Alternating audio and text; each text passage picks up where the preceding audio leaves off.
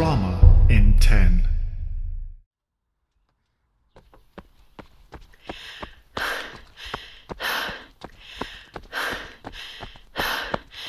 Come on, you. Don't let them beat you. You've got this. I was right. I had to do it my way.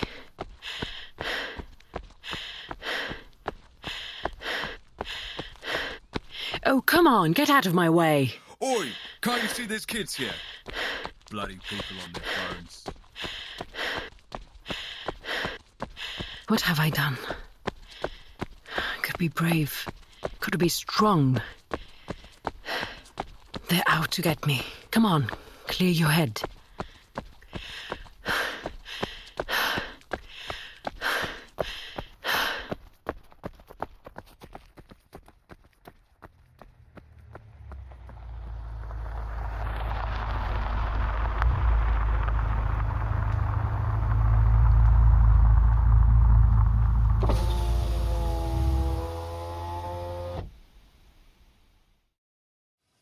From what I hear, the service will miss her.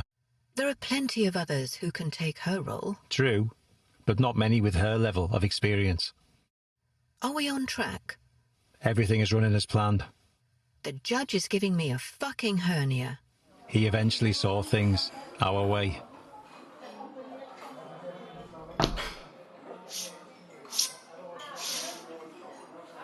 Where did you get these photographs? Your Saudi friends felt they'd been shortchanged by the introductions you made, you know, to bypass the arms embargo. These pictures don't show anything incriminating. Unless placed in context of the £250,000 deposited in your Cayman Islands account. It appears that money still rules the roost in British politics. Come to think of it, that's a great headline for tomorrow's broadsheets. I'll have your head for this. Tony. She doesn't care how much money it takes to gain special access to the government. You don't renege on a deal with Foster. You think you can waltz in here and tell me what to do? I am one of the highest-ranking judges in the bloody country. You're not untouchable. Foster will do far worse if you don't follow through on the agreement. You degrade the office of a major by being her errand boy. I heard about your only child, Jane. Keep my family. I heard her transplant went very well. You keep my family out of this. You did say you would help the cause. Let me speak to Henrietta.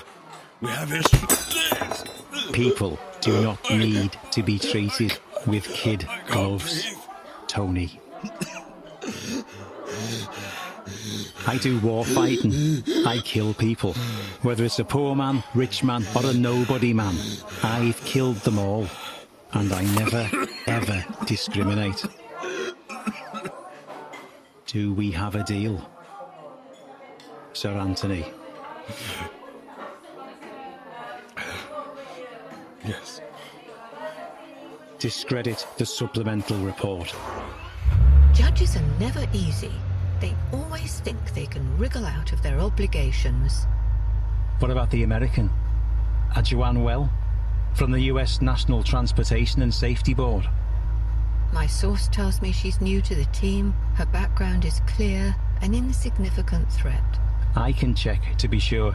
Don't waste my time. That's what you said about the insider. Stuart contacted me again. I've put a stop to that. He'll be taking her role after today. Is that wise?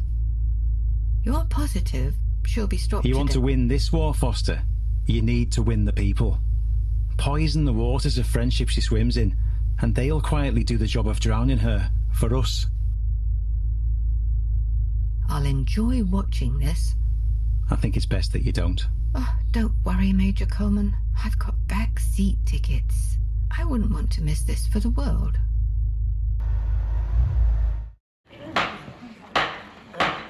Good morning, everyone. Welcome to today's closed hearing. We are going to hear evidence to establish the conduct of Dr. Maryam Bayat, who led the investigation of the Foster SE-10 helicopter crash. Right. I believe we are ready. Yes, good. First, Would you please confirm your name? Good morning. My name is Dr. Maryam Bayat. Would you state your place of birth and nationality, for the record? I was born in Ahwaz in the southwest of Iran. My father is Egyptian, my mother's Iranian. I'm a British citizen from birth, as my father was born in Egypt, which at the time was a British protectorate. Thank you for that explanation. And how are you employed, Dr. Bayat? I'm a senior investigator with the UK Air Accidents Investigation Branch, based in Farnborough. And what is your speciality?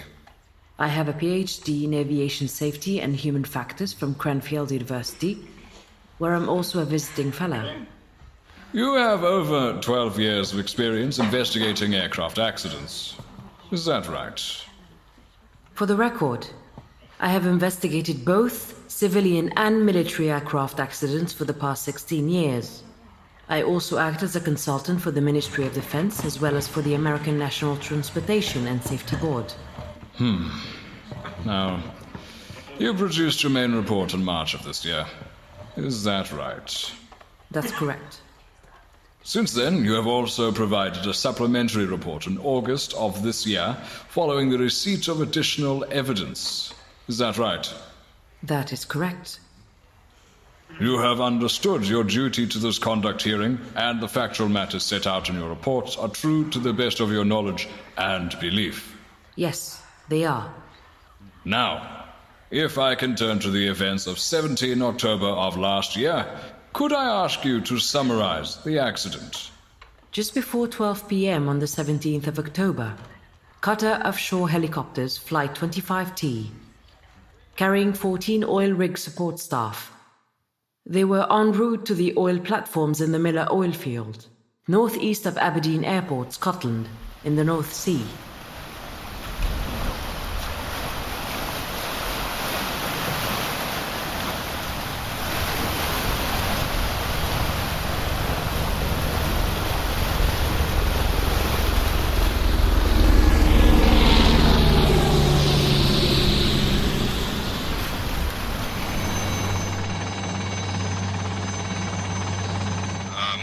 Weather's turning ugly, Captain. Coastguard heli briefing called a 6-meter wave height. Eh? Down there? That sea wave height is more like 10 meters. Company likes to ride a little close to the regs. They're eager for this crew change to happen. So, everyone's losing money in this weather. Costs them even more to keep the roughnecks behind on their rotation. More like this will break in the weather to deliver the new chef. I hear he's on the Newton platform. Huh. And I thought the food was worse at Miller platform. We got an MGB oil pressure warning, Captain. That's odd.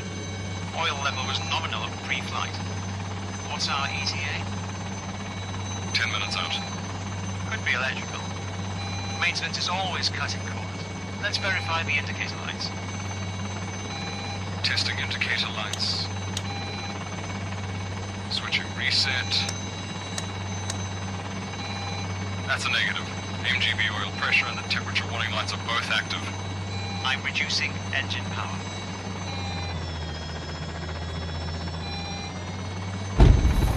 What the? Smoke's intruded the cabin. It's coming from the engine. That's coming in thick. Crew, we have smoke intrusion. Breathing masks. Emergency protocol. Look, you to steady the craft. It's not responding. Airspeed's dropping. Shit, that doesn't sound right. Crew, prepare for emergency ditching. Aberdeen Coastguard radio from 25 Tango 16. 25 Tango, this is Aberdeen Coastguard Radio 16. Go ahead. We've lost oil pressure. Airspeed is dropping up. 25 Tango, can you drop altitude safely for soft water landing?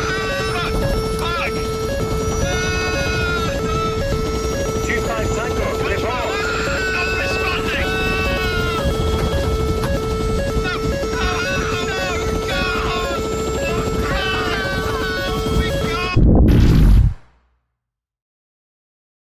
2-5 Tango, report.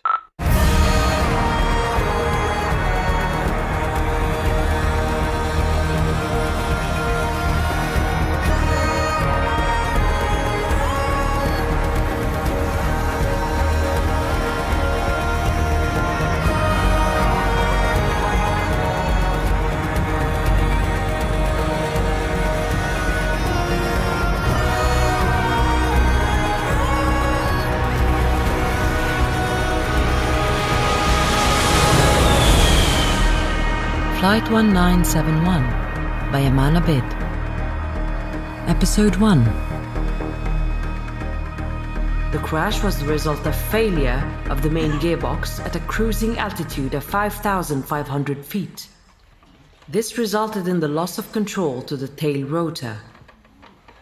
Without power to the tail rotor, the helicopter began to spin uncontrollably, where it landed heavily on the surface of the sea, killing everyone on board.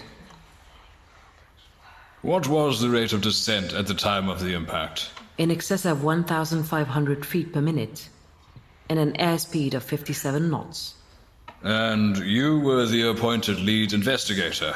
Yes, correct. Who else was on your team?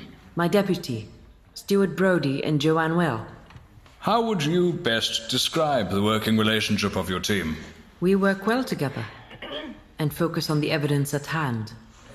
Joanne recently joined us. My name is Joanne. I'm an air accident inspector with the United States National Transportation and Safety Board, on secondment to the UK's Air Accident Investigation Branch, based at Farnborough. In what capacity are you aiding the team? I'm a full-time air accident inspector, and my specific area of expertise is in victim fragmentation patterns. You'll have to excuse me, but what exactly does a victim fragmentation specialist do? I have expertise in analyzing air incidents, but my specialist interest is to explore the extent of victim injuries and fragmentation patterns based on their assumed seat locations as related to the crash event and the plane's structural damage. I see. And were you involved in the investigation of Qatar Offshore Flight 25T? I had limited exposure to the investigation as I had only recently joined the team. I reviewed the FDR and CDR, the flight data recorder and cockpit voice recorder, as well as the victims. This was conducted under the strict supervision of Dr. Maryam Bayat, the lead investigator, and Stuart Brody, the deputy lead investigator. And what was your general finding? The review of the audio recording found that in the last 20 seconds before the flight's black box recording ends, there were crew communications consistent with the loss of control of the aircraft. The flight data shows the aircraft had departed from a controlled flight to an uncontrollable flight path due to a mechanical failure of the SC-10's engine gearbox. How did Maryam handle the investigation? It was a thorough investigation, if that's what you're asking. We analyzed the plane from different perspectives.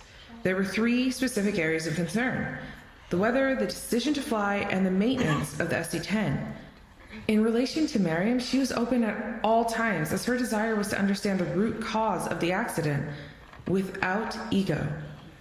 She's the reason why I came to the UK to work and learn from her. It must be quite exciting to be working with someone you admire, despite the number of concerns about her investigation of the SC-10 crash. I'm sorry, was there a question you asked? Was there any friction between you and your deputy? Could you repeat the question? Yes, of course. Did you clash with your deputy during the investigation? Any high-pressured investigation can bring some elements of conflict, especially when piecing together information from multiple sources. I monitor and readjust my attitude during a conflict situation.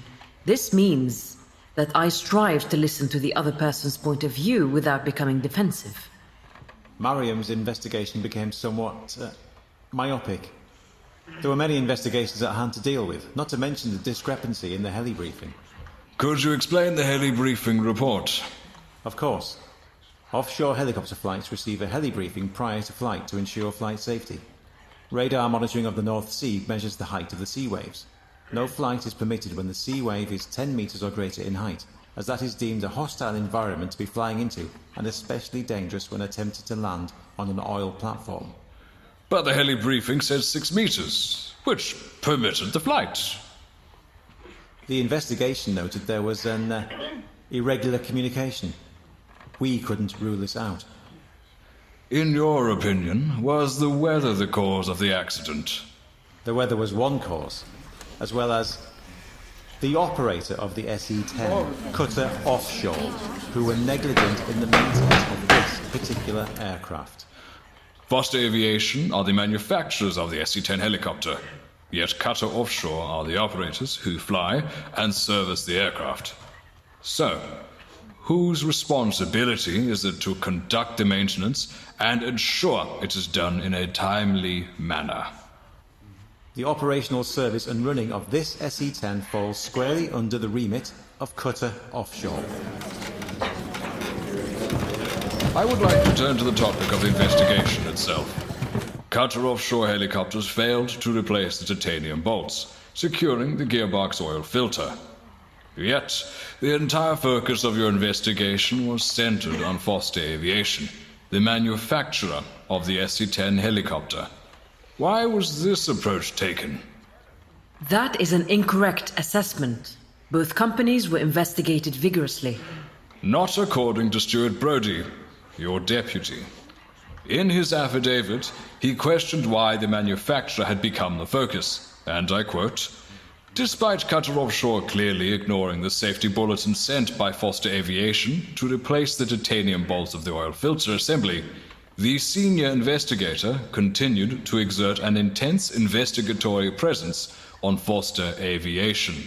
There are 92 Foster SE helicopters operating worldwide. We had to focus and understand what caused this, and whether the gearbox failure was an isolated incident or part of a wider problem. Foster had issued misleading safety bulletins. Actually, Dr. Bayat, I'd like to discuss the findings in the main report that was signed off by all 3 team members. Can you explain why the gearbox is one of the most critical elements of a helicopter? The gearbox? I can cover this in the point about the safety bulletins. Again, can you explain why the gearbox is the critical component? The gearbox provides the lifting power to the main rotor and directional control to the tail rotor, which keeps the helicopter moving forward. What is the purpose of the oil filter assembly? It provides a constant source of lubricant to the gears, which are moving against each other at extremely high speeds. Can you summarize how the oil filter assembly failed, which led to the helicopter crash? The oil filter assembly unit is bolted to the base plate by 3 titanium bolts. The problem is, titanium is prone to galling, a form of adhesive wear. Galling? What is that? Galling can occur when excessive pressure is used to tighten a nut onto a thread. The excessive pressure causes the surface protective oxides to temporarily break down and particles of the metal jam the thread. And it's these bolts that failed? Yes. As these bolts begin to wear, fatigue cracks appear, and it's only a matter of time before the bolt fails. In the case of the SE-10, 2 of 3 bolts securing the oil filter failed. With only 1 bolt securing the oil filter, the excessive load vibration ruptured the oil filter, which was now escaping oil at high flow rate. With oil starvation of the gearbox, friction would rapidly wear away the gears that are transmitting power to the tail rotor. Without the tail rotor, this resulted in a loss of control, causing the helicopter to spin uncontrollably, which led to the crash. Could the pilots have rescued this aircraft? Not at 5,500 feet. I'd like to talk about the materials submitted in the supplementary report. We'll stick to the questions I'm asking. You haven't asked me about the other helicopters. It is your health and well-being during the investigation that I am now more interested to hear. Foster did not report the urgency. Dr. Bayat, I would like to remind you this is a hearing into your conduct. A hearing into my conduct that has strangely attracted the attention of the CEO of Foster Aviation. Now, why would the owner of $1 billion company want to sit in on my conduct hearing? I think we should go. Not yet. It's only beginning to get hotter. Coming back to the matter at hand. The bulletins clearly state to replace the titanium bolt securing the oil filter assembly within the next 12 months. It reads, and I quote, "The possible failure of the main gearboxes are extremely remote." For the benefit of Foster's CEO and for the transcriber, would you mind reading aloud how remote this failure is? This is highly unusual. This is transparency. Please turn to page 112 of the main report. Oh, I see. It reads 1 in 10 million. Foster didn't report the urgency of replacing the bolts because it states that failure occurs 1 in 10 million, but it withheld information But when Dr. it comes Bayat, cutter offshore, the operators were under no immediate time constraint as they had up to a year to replace the bolt securing the oil filter. What about the 3 helicopters that had the same design flaw? There's no mention of these helicopters in the main report. It's in the supplementary report. The reason why we're all here, but nobody wants to hear about that report. How about we use your discretion to simply read the 2 lines on page 12 of the supplementary report? Supplementary report, page 12. Yeah. 3 British Army helicopters based on the 25T model had the same design flaw. The issue was detected at under 200 feet and were able to land safely. 4 failures in less than a year. That's not 1 in 10 million. Foster. I'm staying right to the very end. Did you have authorization to use this material, which the MOD has subsequently discredited? I have full authorization to investigate. Dr. Bayat, you are obfuscating fact from fiction. I will ask you again. Were you given clearance by the Ministry of Defense? No. Then how did you come by this information? A source at Foster Aviation. You knew you were in possession of unsafe information. Foster Aviation had lied about the urgency to replace the bolts. This is reckless behavior. Your actions have fallen below what is expected. Not to mention whether the source was even reliable. My source has been missing for the past 12 days. An alcoholic with a past history of drug taking who left on her own accord from a rehabilitation clinic. This is a cover-up for Foster's mishandling. May I have silence? My questions are related to what has been legally obtained. Now, you reported the incident as an anonymous whistleblower. Is that correct? Yes. And at the time, were you made aware that if you reported your concern anonymously, you may find it harder to argue that your unfair treatment was as a result of your whistleblowing? I don't see the relevance of your question. It's a question for you to understand whether you receive protected status as a whistleblower. My name was leaked. My home address was made public.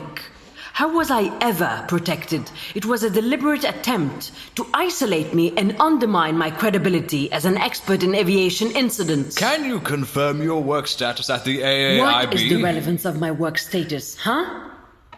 I'm not on active duty. The Civil Aviation Authority has isolated me because of the matter related to Foster Aviation. I will remind you that we are here to establish whether you knowingly committed a breach of confidentiality. The CAA has repeatedly failed in its regulatory role to protect the public. It has encouraged a toxic work environment that is contributing to the problem of its impartiality.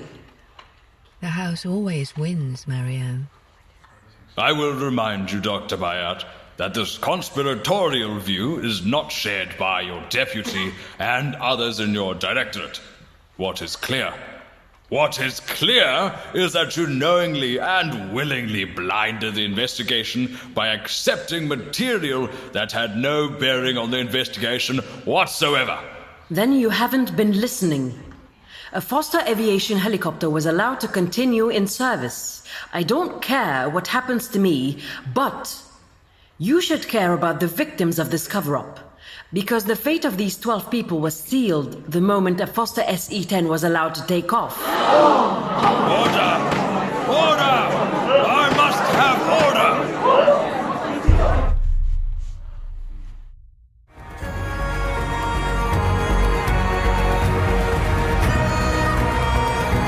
Episode 1. Written and produced by Amman Abid.